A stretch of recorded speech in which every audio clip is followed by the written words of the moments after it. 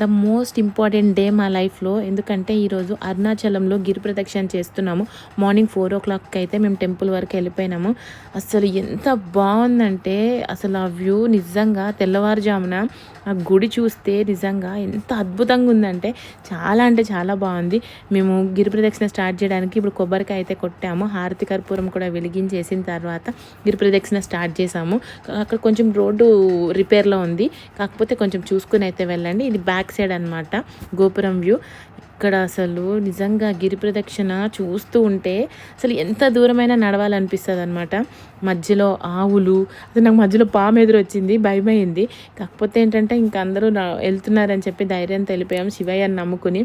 అసలు అక్కడ ఆవులు, నిజంగా పక్షులు, తర్వాత జింకలు, ఇవన్నీ అసలు ఎంత బాగున్నాయో. ఫైనల్గా అయితే 4 hours స్ట్రగుల్ తర్వాత మేము రాజగోపురానికి అయితే రీచ్ అయిపోయాము. తర్వాత లోపల క్యూ లైన్ కూడా పెద్ద లైన్ లేదు, అంటే మేము మార్నింగ్ 9 వరకు రీచ్ అయిపోయాం కాబట్టి లైన్ లేదు లోపల. ఇది మెయిన్ ఎంట్రన్స్ అనమాట, ఇది టెంపుల్ లోపల.